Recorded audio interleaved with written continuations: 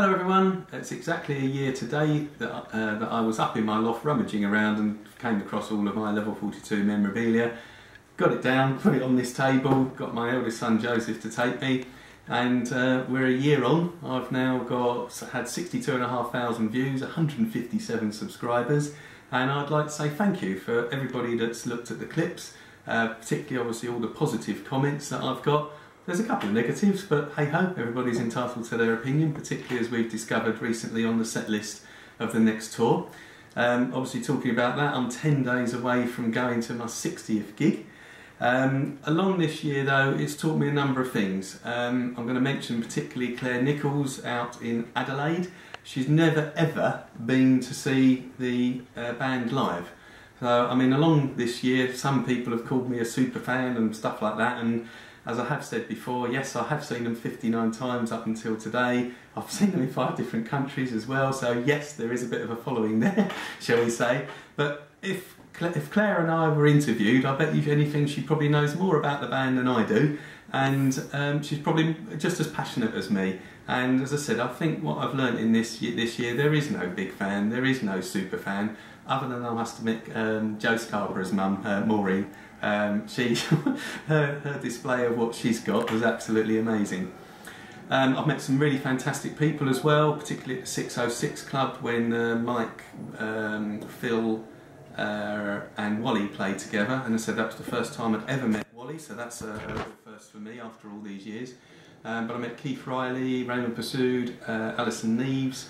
I met Mandy Hodgkinson at the London Drum Show, and again that just brings me on to my luck. Obviously I met the guys in April 1981 at Redbridge Technical College. It was just a small auditorium because me and my friends, the good old Havering Funkfuls, the gang that I was in at that time, made so much noise. We went backstage and chatted to the guys, and they, I mean, at the end of the day, I think I was 18 and they were probably around 22. So, you know, they could have just been somebody that I went to school with, or just knew from, if I'd lived on the Isle of Wight, they probably might have been a neighbour of mine.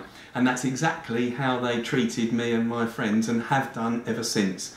You know, at the London Drum Show, I said to one of the stagehands, just tell Mark that Julian's here, and 2 minutes later the guy came out to see me. Now, I'm an estate agent in Essex. He's one of the world's best bass players, and he still spends time and comes out and sees fans. And I know everybody's got a story like that, because these guys, really, this is what I'm ending on this particular little clip. Again, to say thank you for the guys, because you're just normal guys, you know. You've become a very big band in the 80s, obviously disbanded, come back again, travelled under the name of just Mark King, Group Mark King. It's great to see you evolve and come round again, and you're still entertaining us 36 years later from when you started. Oh yeah, other things from, there are other people I wanted to mention.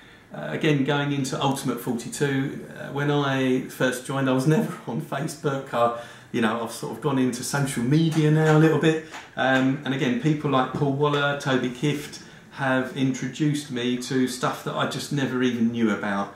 Ilana as well, and even though I've never met him, Michael Beston down on the Isle of Wight, all given us information that we've all found interesting, and I think that's really what this is all about at the end of the day. They're the group, we're the supporters and the fans, but the fans can have their own social connection through this, supporting this brilliant band. Also Gordon and Jane, thank you once again for coming round to my house and bidding way over the odds for a drumstick and a fun tape, because I really enjoyed that. I found that very rewarding, raising 550 odd quid for St Francis Hospice. And I didn't climb the Himalayas, I didn't run a marathon. I basically showed you guys some stuff that I've got, and you all went crazy over it, so thank you. The last thing is the first 60th gig will be at Cliffs Pavilion. I know there's a couple of people, Tris Marshall, I think there's Brad, there was a number of other people that said they'd be going, and I will be wearing Mark's t-shirt on that night. If you want to come and say hi, I'm happy to dribble on about level 42 stuff. So this will be that I'll be in this t-shirt, please come and say hi, because that is what it's all about. So to end this clip, I have done this once before, but we're just going to do this one more time again. Follow me.